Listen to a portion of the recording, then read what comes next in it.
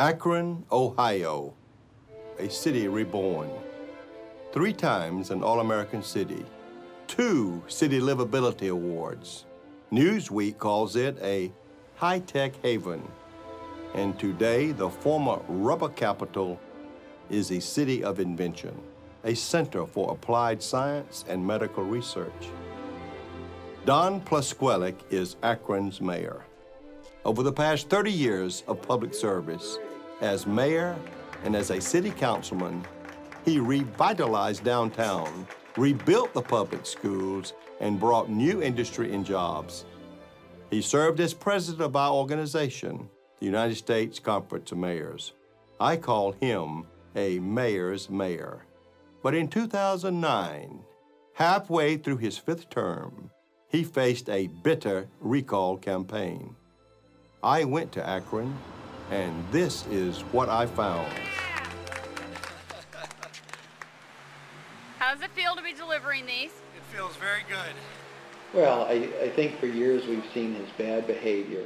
He certainly, at the end of the last election, because a few people opposed him, called for them to have a special place in hell, and I think that is completely inappropriate for a mayor to say. He has shown extreme disrespect to the point of contempt for the citizens in his behavior and in his speech.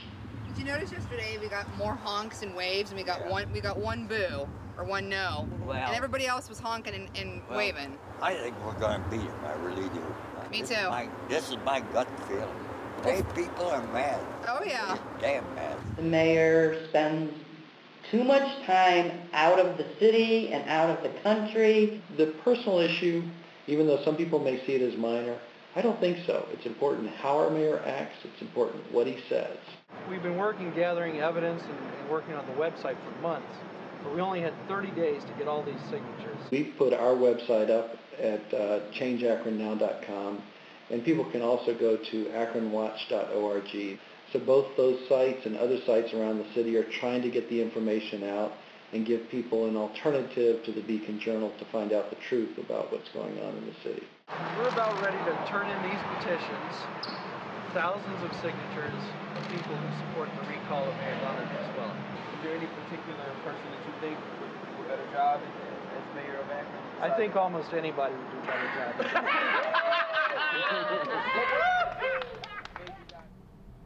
We visited Werner Mendenhall's office to see his recall operation in action. We have an online robocaller. So we don't need any software here, we don't need any phone lines here, and you can see the robocalls that we've made. See, we have 1,004 people signed up on our email list right now, and this has helped to drive the news in the city of Akron, actually. I mean, we release, if we have an issue, we release it through this. These 1,004 people get it. See, this person has forwarded it 15 times. We set up a website, and we said in the newspaper, look, if 200 people sign up, by February, we think we have enough volunteers then and enough people and enough interest to proceed. And they did. I'm trying to get a point across here that for future mayors, that websites of this nature are something they have to pay attention to.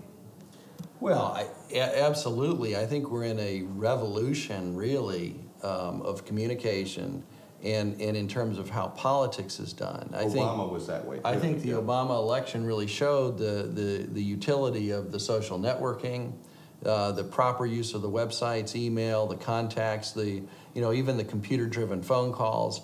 I mean, all of that has really enabled a very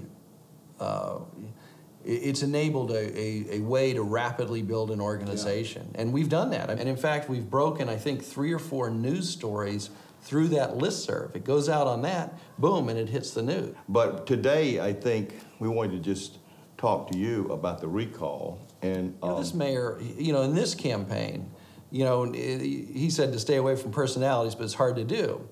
He called me a Hitler, he called me a Jim Jones, he called me a Nat. Our organizational chart in the city does not have the mayor up here and the citizens down here. The citizens are here and the mayor is here.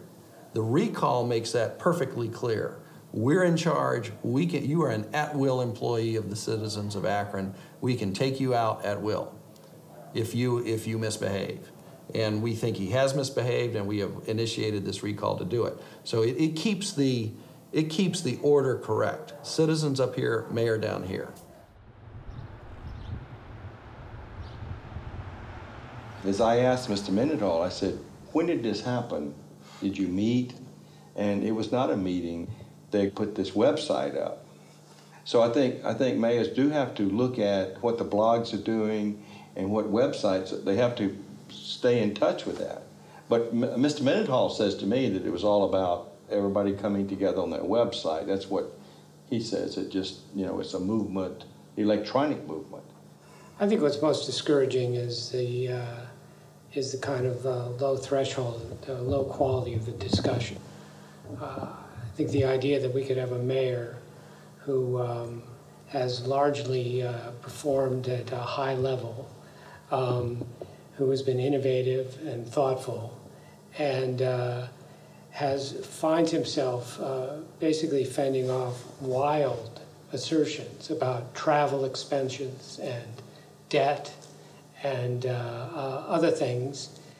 Very volatile, and the information that's been put up on websites by the supporters of the recall has been very difficult to handle.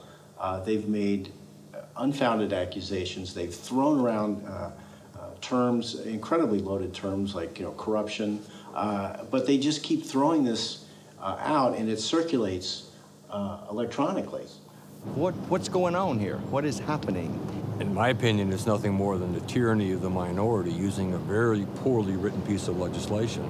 It takes your focus out of what we need to be focusing on now, and that's us collaborating as a community and building our resources. We're never going to agree on everything, right? But let's bring our resources together and make that happen. And unfortunately, this process seems to be circumventing that. And the cost is the cynicism in the electorate of a recall with this flimsy a basis that risks the community, really moves people farther away from the political system, makes them even more cynical about participating. If tomorrow Mayor Pasquale prevails and beats the recall, this group of people could start another recall the next day. That's correct. We feel that the mayor was a duly elected public official, and absent some substantive concern, such as malfeasance or corruption or something like that, that he's entitled to fulfill his term of office. And having to be subject to possible repeated recalls would be even worse. People will see that the recall was misguided and not something that we need to do. And I think the people behind it, just have other motives. Mayor Pasquale's critics are saying that he travels a lot and he goes on trips and he's using campaign money and city money for personal things. There's clearly no scandal there. We have an auditor for the state of Ohio who comes in and audits the travel, the expenses, are they legit? Do we have receipts and those kind of things every year? So there's clearly no scandal here. This group of people have said that. And they're just not telling the truth. They tell half-truths, and that's a very dangerous situation to be in when you have people not telling the total truth. Is this a personal grudge, or is this democracy in action? The recall seems to be sort of the newest, instant gratification pill by some of the negative naysayers in the country. Seems to be all around the country. We have one in Chattanooga, we have one in Kansas City, we have one in Portland. Toledo. You've been in public service for 30 years. Did you ever think that you would be sitting here about to face a recall? Well, I'm frustrated almost my entire adult life giving service to this community without a scandal, without something going on in my office that has happened in other offices all over the country, and with the feeling that we've done an excellent job and rated by almost anyone that knows anything about cities as leading this city in an outstanding way. And so we play by a different standard and different rules whenever we're actually in, the position of mayor or council member or state representative, and it makes it very difficult. And it's one of the reasons why a lot of people refuse to run for political office. June 23rd, 2009. Today, 28,000 people will vote in the special recall election, nearly twice the number who voted in the last mayoral election. What are your thoughts about what's happening? Honestly, I think it's a waste of time and money. I thought it was rather useless. Well, I think it's a foolish waste of money and time. Well, I'm not convinced that he's done anything that guarantees or warrants this type of recall. I have never liked Don Plusquellic, so this just gave me an opportunity to vote him out. Recall campaigns are expensive. Mayor Plusquellic told us he expected to spend between $300,000 to $400,000 to try to keep his job.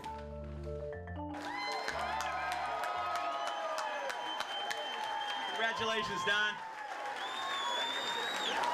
We will never make a certain percentage of the people in this community, in this county, in this state, or in this country happy, no matter what we do. But if we dwell on them, if we let them set the agenda, if we let them take over, God help us. It's been the doers in this country, it's been the doers in this community, it's been the positive people that get up off their duff and don't sit and complain that has always made us better. I'm going to continue to be strong and fight for the citizens of Akron.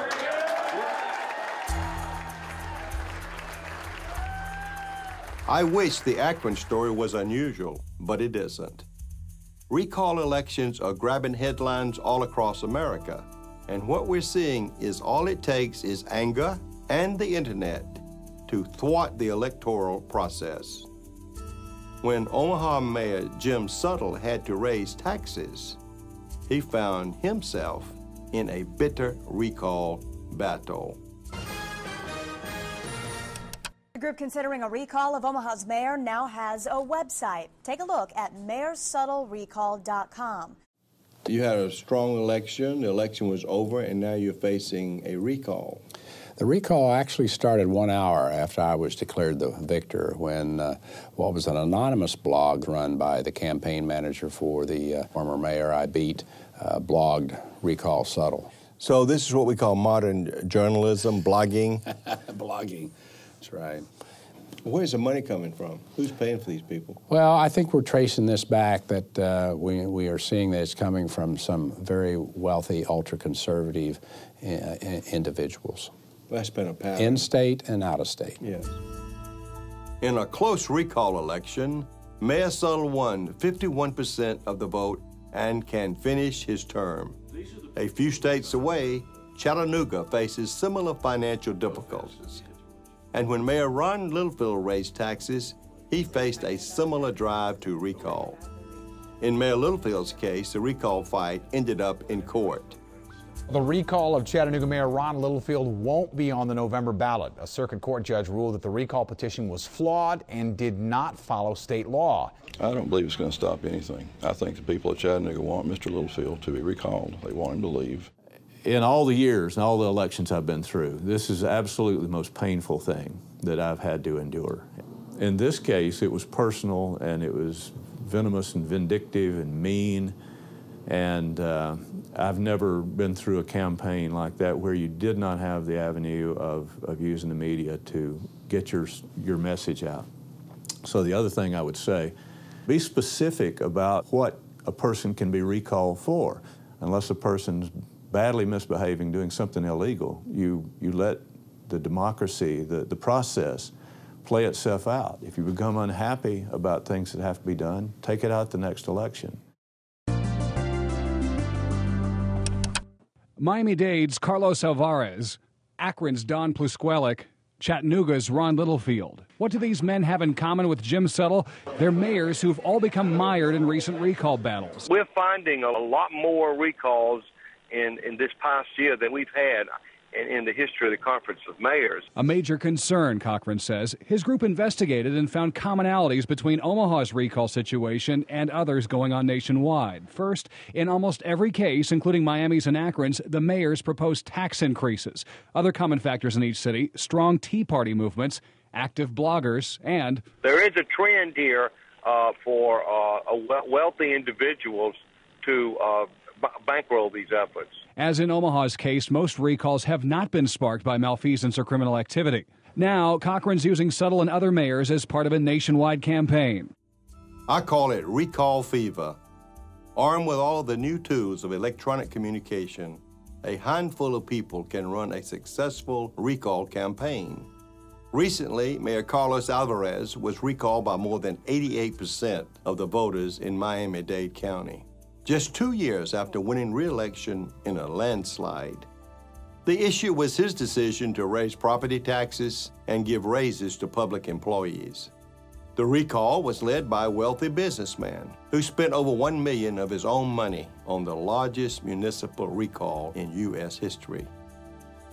The rise of the Tea Party movement, at a time when many mayors are being forced to raise taxes and cut programs, is helping create a climate for more recalls.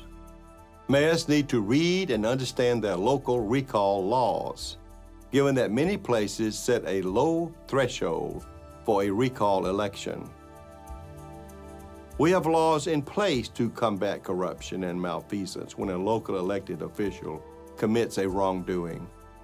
But it's become too easy to launch a recall campaign, and it's doing a lot of damage.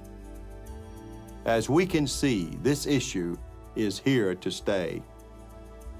We at the United States Conference of Mayors will continue to educate local officials on this trend, advising them to take an accounting of their own statutes in order to avoid government disruption and further cost at a time when local budgets are being challenged for basic services.